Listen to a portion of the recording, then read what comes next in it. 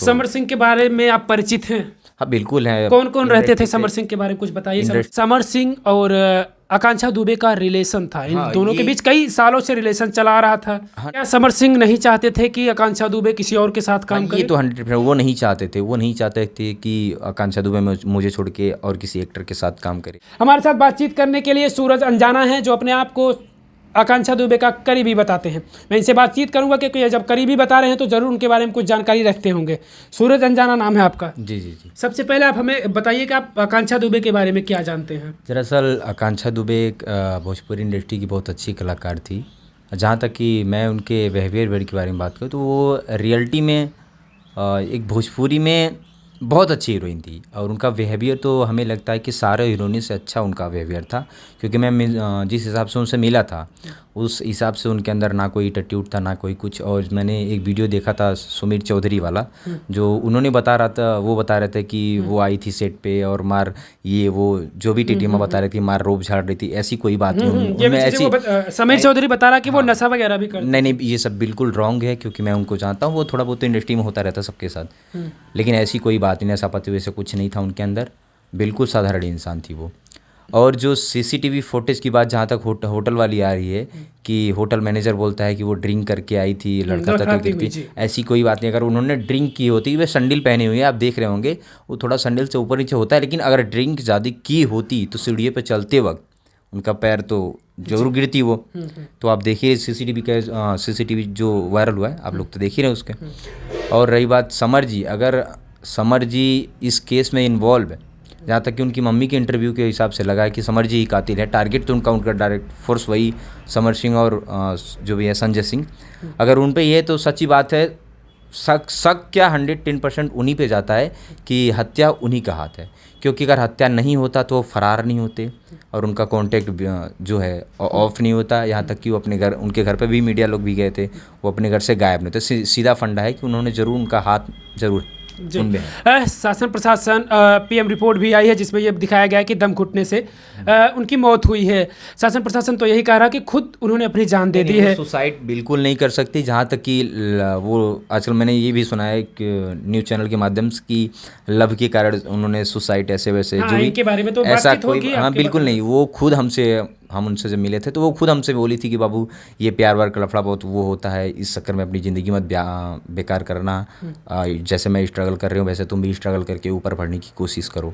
लेकिन तमाम चैनलों पर चला है कि समर सिंह और आकांक्षा दुबे का रिलेशन था, इन दोनों के बीच कई सालों से रिलेशन चला आ रहा था। हाँ नहीं, ये एक रिलेशनशिप था, जैसे दोस्त होते हैं एक दोस्त इंडस्ट्री में। तो भाई समर सिंह और ये आकांक्षा दुबे जी स्टार्टिंग दौर से लगभग 3-4 साल पहले जब ये लोग मिले थे किसी फिल्म के माध्यम से या किसी फ्रेंड से मिले थे, तो भाई हाँ एक बन गया था रुतबा कि नहीं हम दोनों साथ काम करेंगे और थोड़ा सा वो मिल जाएगा हमें जाने का। वो सबको होता है कि भाई कहीं ना कहीं से मुझे रास्ता मिले ऊपर जाने का, तो वैसे ही एक रिलेशनशिप था। क्या समर सिंह नहीं चाहते थे कि आकांक्षा दुबे किसी और के साथ काम करे? ये तो 100% वो नहीं चाहते थे कि आकांक्षा दुबे मुझे छोड़ के और किसी एक्टर के साथ काम करे।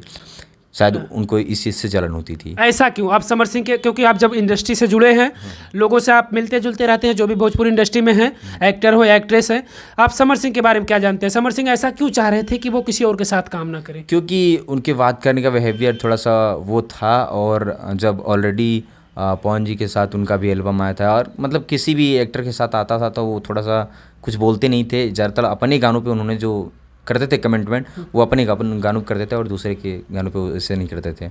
और जहाँ तक कि आकांक्षा जी की मम्मी बता रही थी कि 2 साल से ये जो लफड़ा चल रहा था पैसे वैसे की मैटर के साथ, इसमें भी थोड़ा गलती समर जी की थी कि पेमेंट की बात होती है कि भाई अब तुम मेरे रिलेटिव हो गए तो पेमेंट क्या वैसे होता रहता है। तो अच्छा। हाँ, मतलब कुल मिलाकर रिलेशन था ही इन दोनों के बीच में जरूर। अरे वो तो हर एक इंडस्ट्री की भाई, एक कलाकार दूसरे कलाकार के साथ काम करता तो रिलेशनशिप ऑफकोर्स हो जाता है। हाँ जैसे मैं तो समर सिंह के बारे में आप परिचित हैं? हाँ बिल्कुल है। कौन कौन रहते थे समर सिंह के बारे में कुछ बताइए। इंडस्ट्री में समर जी के साथ तो रही उनके प्रोड्यूसर वो थे जो समर फिल्म इंटरटेनमेंट को देखते हैं, अफजल जी रहते थे, और उनके साथ रहते थे मनोज लाल यादव जी, वो भी अच्छे सिंगर भी हैं। वैसे 3-4 लोग रहते थे उनके साथ में जो हमेशा चलते थे उनके साथ।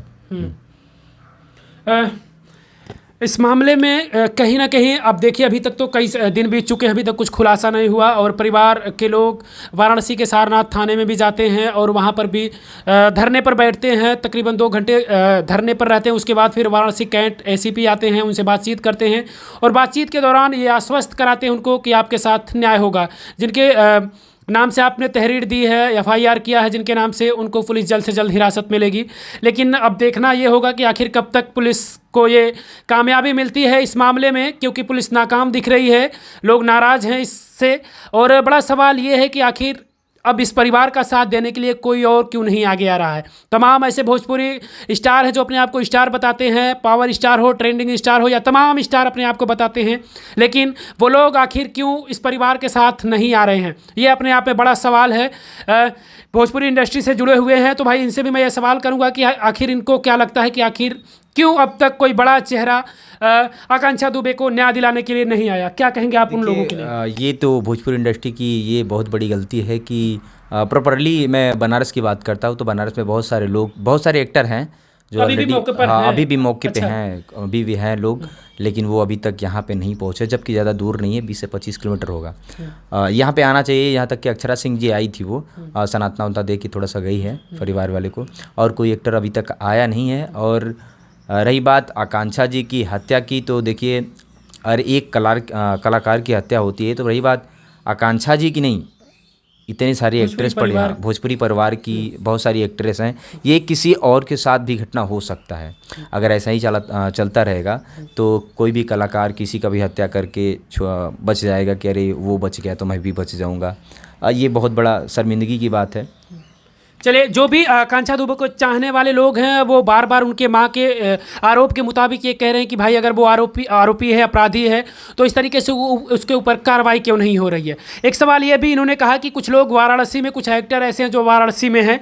अब पुख्ता जानकारी तो है नहीं, या उनका एड्रेस हमारे पास तो है नहीं तो मैं जाकर उनसे सवाल करता कि आखिर ये आप लोग वाराणसी से भदोही की बहुत दूरी तो है नहीं, आप उस परिवार से क्यों नहीं मिलने गए, उस परिवार को न्याय दिलाने में आप क्यों नहीं हाथ बटा रहे हैं। ये भोजपुरी इंडस्ट्री के लिए कहीं ना कहीं शर्मसार करने वाली बात होती है। क्या कहेंगे? ये तो बिल्कुल शर्मसार होने वाली बात है। बिल्कुल बिल्कुल, ये बहुत बुरी बात है कि लोग नहीं आ सके घर पे, ये बहुत बुरी बात है। कल एसीपी साहब भी आए थे वाराणसी कैंट और परिवार को आश्वासन भी दिए हैं, लेकिन ये सुनने में आ रहा है कि परिवार के लोग माननीय मुख्यमंत्री के पास, योगी आदित्यनाथ के पास गए हुए हैं। क्यों, उनको भरोसा नहीं था कि अभी भी शासन प्रशासन? बिल्कुल नहीं, यहाँ तक कि परिवार वालों को ये भी भरोसा नहीं है कि क्योंकि आज से 6 दिन हो गया, 7 दिन हो गया, रोज़ का रोज़ दिन बीतता हुआ जा रहा था और कुछ भी कार्रवाई हो नहीं रही थी। ऐसा लगता है कि प्रशासन भी उसमें मिली हुई है। और यहाँ तक कि ये भी सुनने में आ रहा है कि क्या भोजपुरी इंडस्ट्री का भी हाथ है, क्या इसमें लोग मिलने नहीं आ रहे हैं। यहाँ तक कि लाश जलने पे, जब लाश को लेके जाया गया तो वहाँ पे भी कोई नहीं आया और यहाँ घर पे भी नहीं आ रहे। तो क्या इसमें भोजपुरी, क्या पूरी भोजपुरी शामिल है क्या? बहुत सारे चैनल लोग मुझसे बोल रहे थे। मैंने कहा ऐसी कोई बात नहीं है, लोग होंगे कहीं फंसे से इसलिए साथ नहीं आ रहे। लेकिन ये बुरी बात है कि जो लोग बनारस में रह के नहीं आ पा रहे हैं। एक नाम अनुराधा है, अनुराधा ही नाम है, क्या नाम है, नाम क्लियर नहीं हो पा रहे हम। अनुराधा नाम है ना, जो शायद फ़ोन पर उसी ने सूचना दिया था उनके माँ को, और उसके बाद फिर वो भी मुंबई से आती है और जब सब को ले जाते हैं अंतिम संस्कार के लिए, और फिर तब तक वो रहती है, जब पूरी प्रक्रिया हो जाती है अंतिम संस्कार के, उसके बाद वो तुरंत बगैर इनकी माँ से, किसी परिवार से मिले हुए चली जाती है। लोग उसके ऊपर भी आशंका जता रहे हैं कि आखिर वो कौन थी और क्यों आई और ये सारी चीज़ें करके क्यों फिर तुरंत निकल गई। हाँ, हालांकि मुझे ज़्यादा कुछ पता तो नहीं है, लेकिन इतना बताया जाता है कि अनुराधा से मिली हुई थी ये, काफ़ी ज़्यादा शायद उनमें आकांक्षा दुबे फ्रेंडशिप थी उन दोनों हाँ, शायद उनमें फ्रेंडशिप थी और वो लोग काफ़ी शायद सेट उट पे भी मिली हुई थी। लेकिन यहाँ पे पता चला कि आकांक्षा दुबे, जब वो उनकी सुसाइड हुई थी तो वो आई थी और जब तक बॉडी को जलाया नहीं गया तब तक वो गई नहीं, लेकिन जब बॉडी जल जाती है तो वापस वो चली जाती है। और शायद ये भी सुनने में आया है कि उनकी जब क्वेश्चन करती हैं कि बेटी तुम क्यों जा रही, तो वो बोली मेरा काम ख़त्म हो गया, मैं अब जा रही हूँ, मेरा जो काम था मैंने कर दिया। जी बिल्कुल। उस घटना के दौरान एक कॉल रिकॉर्डिंग वायरल हुई थी। निशा पांडे करके कोई है, जो सिंगर वगैरह है भोजपुरी इंडस्ट्री में, उनकी माँ से बातचीत कर रही थी कि इस तरीके से आप मत करिए, शव वगैरह को नहीं न्याय मिल पाएगा, आप अंतिम संस्कार मत करिए। तो उस दौरान भी शायद किसी ने कॉल कर के निशा पांडे को भी गाली गलौज कर रहा था। वो कौन थी? वो तो हमें नहीं पता, लेकिन ये अनुराधा ही थी उस समय शायद। कॉल रिकॉर्डिंग में लास्ट में पता चल रहा है वही बोली थी शायद कि रखो बदतमीज औरत, ऐसे कुछ करके कमेंट की थी अनुराधा।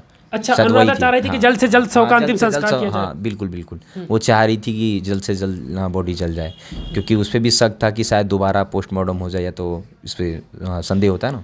चलिए, हालांकि पुलिस इस मामले में पूरे गुत्थी को सुलझाने में लगी हुई है। देखना ये होगा कि आखिर कब तक इस परिवार के साथ न्याय होगा और कब इस बड़े खुलासे के इंतज़ार में सारे लोग बैठे हुए हैं कि आखिर इस आकांक्षा दुबे के मौत के मामले में कब खुलासा होगा और कौन आरोपी होगा। लोग तो आरोप लगाए जा रहे हैं, लेकिन आखिर इसमें आरोपी कौन है, या भोजपुरी इंडस्ट्री का कौन आरोपी हो सकता है, या फिर अलग से कौन आरोपी हो सकता है, यह आने वाला वक्त बताएगा। पुलिस प्रशासन बताएगी, छानबीन के दौरान पता चलेगा। कैमरे के पीछे सहयोग करें सुनील यादव, मैं मुकेश यादव, देहाती क्रिएटर, भदोही।